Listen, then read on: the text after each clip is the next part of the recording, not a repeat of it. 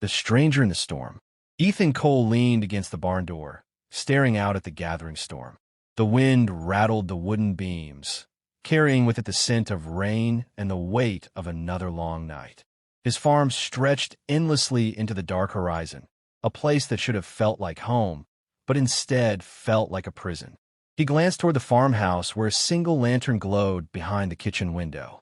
His wife was inside, yet the distance between them felt greater than the miles of farmland he owned. Mary hadn't looked at him with warmth in years. Their conversations had shriveled to brief exchanges about chores, supplies, and weather. Affection had slipped quietly from their lives, replaced with a coldness that made Ethan ache with a hunger he could never name aloud. He often wondered if she still loved him, or if love had ever been part of her heart at all. Thunder cracked across the sky, snapping Ethan from his thoughts. He tugged his coat tighter and prepared to shut the barn doors when movement in the rain caught his eye. A figure stumbled through the muddy path, cloak plastered against a slim frame. Whoever it was, they were running from something. The stranger reached the barn, breathless and shivering. A hood concealed most of her face, but he could see strands of wet hair clinging to her cheeks. Her voice was raw when she spoke. "Please," she whispered, clutching the wooden frame as though it were the only thing keeping her upright. "I need shelter, just for the night." Ethan's first instinct was to refuse. He lived in a county where harboring the wrong person could mean prison, or worse. The sheriff's men had been patrolling heavily these past weeks, hunting for an outlaw who had escaped custody. Aiding a fugitive wasn't just risky, it was fatal. But something in her voice, desperate yet proud, unsettled him. He hesitated. The rain poured harder, soaking her to the bone. Finally, with a reluctant sigh, he stepped aside. "Get in before you drown out there." She slipped inside, dripping water onto the straw-strewn floor. Ethan studied her cautiously. She was young, not more than her early 20s, her eyes sharp despite her exhaustion. She carried herself like someone accustomed to running, but also someone who refused to bow completely. "I don't want trouble," Ethan said firmly. "If anyone asks, you were never here." Her lips curved into a faint, almost mocking smile. "You won't hear a word from me." She lowered herself onto a pile of hay, pulling the cloak tighter around her shoulders. For a moment, silence stretched between them, broken only by the rain hammering the barn roof. Ethan should have walked away, should have left her to her rest, but curiosity rooted him to the spot. "What's your name?" he asked. The woman's gaze flickered toward him, cautious. "Clara," she said finally, as if testing whether he could be trusted. He nodded. It wasn't a name he recognized, but there was no mistaking the guarded edge in her tone. She was hiding something, something dangerous. "You can sleep here," Ethan said after a pause. "But at first light, you'll be gone." Clara gave a slight nod, then stretched out across the hay, her eyes closing with visible relief. Yet even in rest, there was a tension about her, the kind of wariness that only came from being hunted. Ethan lingered by the door, conflicted. He had offered shelter to a stranger who might well be the outlaw the sheriff sought. If so, harboring her could destroy his life. And yet, as he watched the steady rise and fall of her chest, he felt something stir inside him, a sense of purpose he hadn't known in years. Back in the farmhouse, Mary's lantern went dark. She hadn't come looking for him, hadn't wondered where he was or why he lingered in the barn. The thought twisted like a knife. For months he had longed for someone to see him, truly see him. And now, in the shadow of a storm, a stranger had stumbled into his barn and into his life. He pulled the door shut against the wind, leaning his back against the wood. Tomorrow, he told himself, she would be gone. But as the night deepened, Ethan knew that nothing about this encounter would leave him untouched. For the first time in years, his heart beat with a strange, dangerous anticipation. The distance between vows. The morning sun crept over the horizon, gilding the wet fields with a fragile glow. Ethan rose early, as he always did, though his thoughts were unusually restless. The stranger in his barn had kept him awake, her presence weaving through his mind long after the storm had passed. He had told himself she would be gone by dawn, but when he slid open the barn doors, Clara was still there, curled up in the hay, looking less like a fugitive and more like a weary soul in need of kindness. She stirred at the creak of the hinges, her eyes snapping open with the quickness of someone accustomed to danger. For a moment, neither spoke. Then, in a softer tone than the night before, she said, "I'll leave if you want me to." Ethan shook his head. "Eat first. The road's long, and you'll need the strength." It was not a decision he had reasoned through. It was instinct. He fetched bread and a jug of milk, setting them down with an awkwardness he couldn't hide. Clara accepted, murmuring thanks, and for a brief moment their eyes met, his steady and searching, hers sharp but shadowed by gratitude. Later, inside the farmhouse, Mary sat at the table, her posture stiff, her face as unreadable as the ledger she pored over. She barely acknowledged Ethan's presence. When he mentioned the damage from the storm, she only hummed, distracted. "You didn't come to bed," she remarked finally, though her tone carried no curiosity, only mild reproach, as if his absence were a nuisance rather than a wound. "I was checking the barn," he replied. The half-truth burned his throat, but she did not look up to challenge him. Instead, she closed her ledger, stood, and announced she would be visiting her sister in town for the week. Ethan watched her gather her things, her departure rehearsed and efficient. She kissed him on the cheek, cold, perfunctory, before slipping out the door. He stood there long after the sound of her horse faded, struck by the hollowness she left behind. Back in the barn, Clara had begun sweeping the straw, her cloak folded neatly in the corner. Ethan frowned. "You don't have to do that. I need to keep my hands busy," she answered, not pausing in her work. "Helps me think less about everything else." He understood that. Without meaning to, he handed her a bucket and asked if she might help feed the animals. She agreed, and soon her laughter, light, unguarded, floated through the rafters when a goat nudged her for more feed.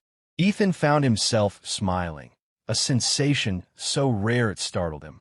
Hours passed easily, and by midday Clara had already begun to feel like a part of the place, her energy breathing life into corners long silent. At the well, she wiped her brow and looked at him squarely. "Why are you helping me, Ethan? You know I'm running from something." He hesitated. "Because I know what it's like to be invisible, to feel like no one cares whether you're standing or fading." Something softened in her expression, a fleeting glimpse of vulnerability beneath her guarded exterior. She didn't press further, but from that moment, an unspoken bond knitted between them.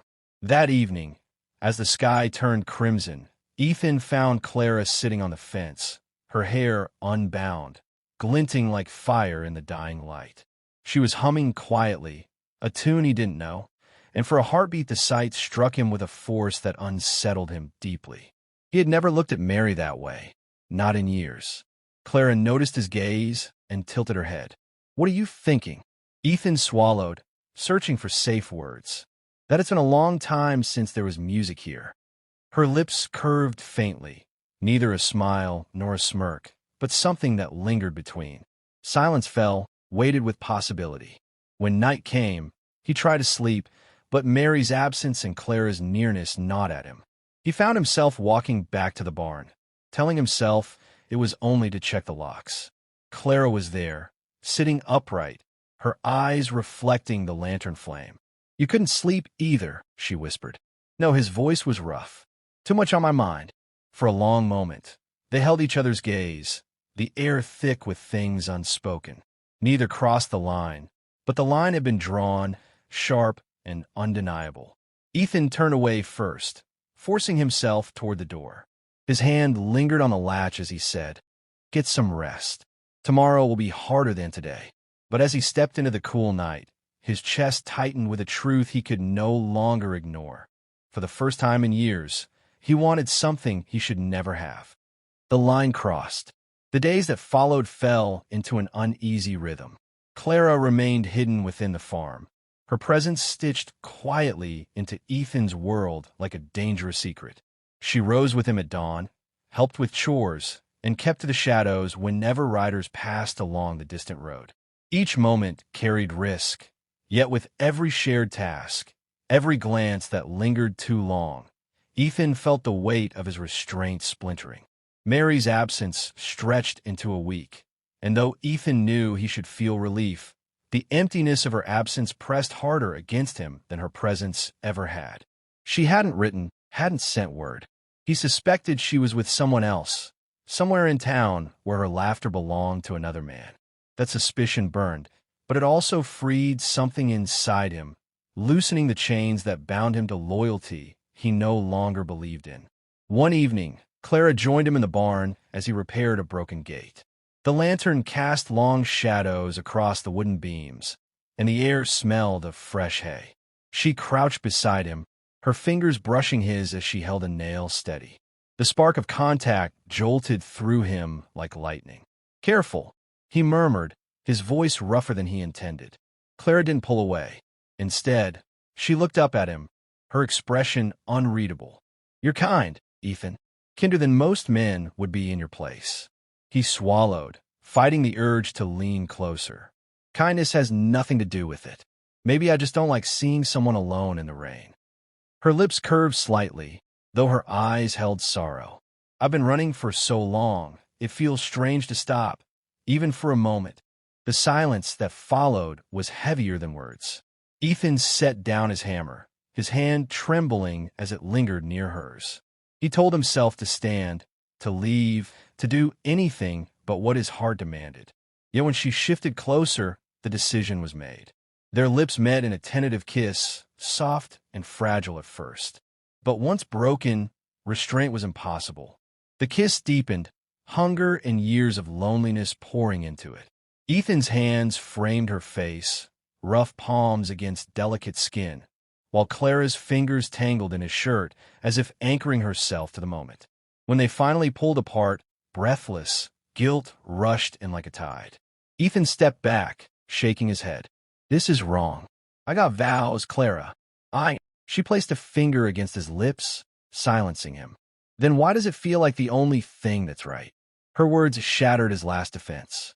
That night, in the quiet sanctuary of the barn, the line between loyalty and desire crumbled.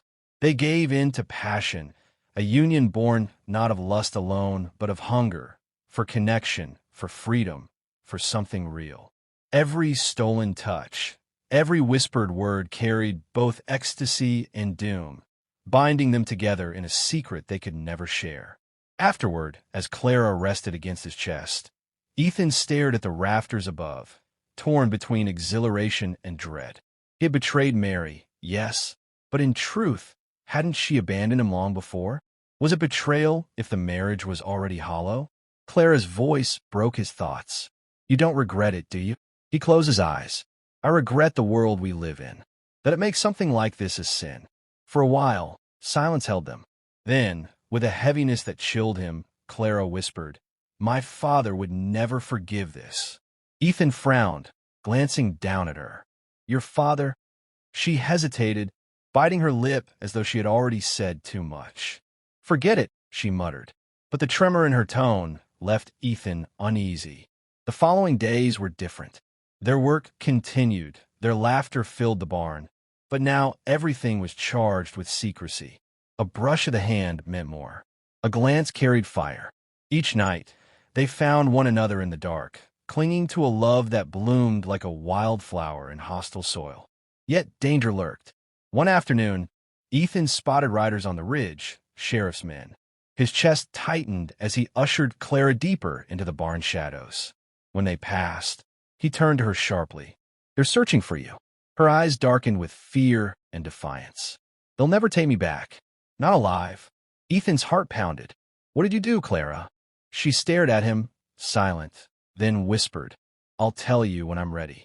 But you need to know, being with me puts you against the law itself." Her words rang in his mind long into the night.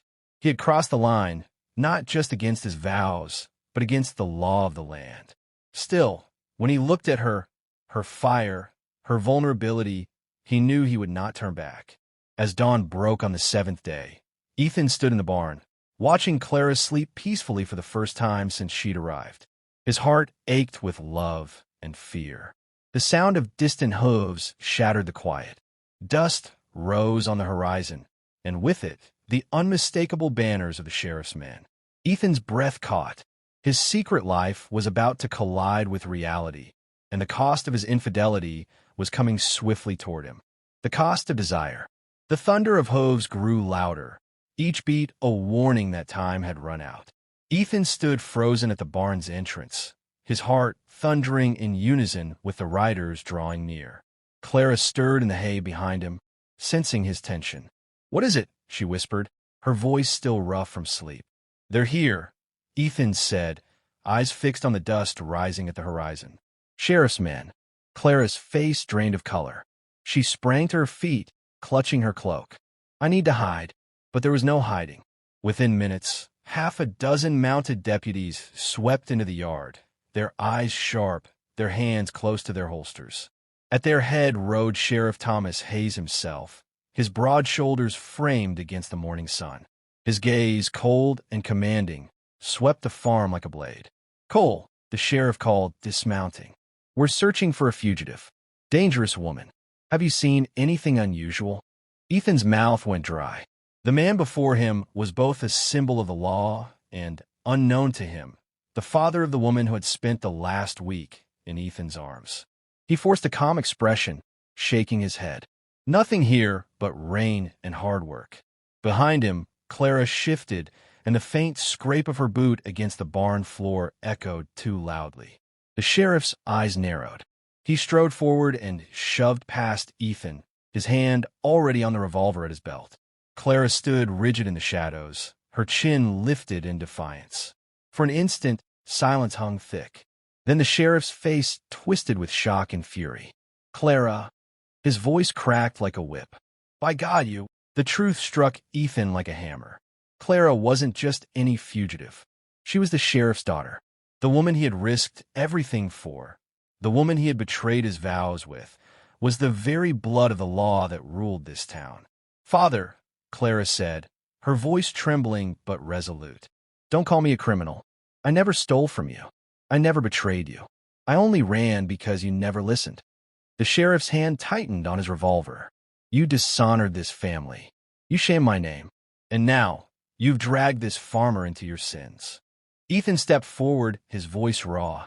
"She's not a criminal, Sheriff. She's just—" He faltered because the word mine rose in his throat, but he had no right to it. "She's just trying to live." The sheriff turned on him, his eyes burning. "You dare speak for her? You, a married man?" The accusation sliced deep. Ethan's shoulders slumped, the weight of his betrayal pressing down. "Yes," he whispered, "I fail my vows, but I won't fail her." Before the sheriff could reply, the sound of wheels on gravel cut through the air. Mary had returned. She stepped down from the wagon, her eyes narrowing as she took in the tense scene. Her gaze shifted from Ethan to Clara to the sheriff, and comprehension dawned with brutal clarity. "You," Mary said, her voice ice. "While I was gone, you brought her here." Ethan tried to speak, but Mary raised her hand, silencing him. The look in her eyes was not shock but resignation, as though his betrayal had merely confirmed what she had long suspected. "I should have known. This marriage has been a grave for years, Ethan. Now it's just buried for good." Clara's breath hitched, guilt flickering across her face. She stepped forward, her hands outstretched toward her father. "I never meant to hurt anyone. I just wanted freedom from your rules, from a loveless life. Isn't that what everyone deserves?" The sheriff's jaw worked, torn between duty and blood. At last, he lowered his revolver, though his voice remained hard. "You'll come with me, Clara, one way or another." Ethan's fists clenched. Every instinct screamed to fight, to keep her beside him, but reason cut through. Resisting the sheriff meant death. He had already gambled too much. Clara turned to him, tears glistening. "Ethan." He stepped closer, lowering his voice so only she could hear. "Run, if you can, but if they take you, remember you were loved. Even if it was only here, in this barn, for these few stolen days." Her hand brushed his, a fleeting touch, before the deputies surrounded her. The sheriff barked orders, and within moments she was led away, her figure shrinking against the blaze of the morning sun. Mary stood apart, her arms folded tightly across her chest, her silence more cutting than words. She did not look at Ethan again as she mounted the wagon and drove off, leaving him stranded between two lives, both broken. The yard fell silent once more, save for the wind moving through the fields. Ethan remained rooted to the spot, staring at the empty road where Clara had vanished.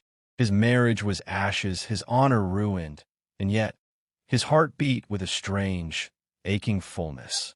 For in the brief, dangerous span of her stay, he had remembered what it felt like to be alive.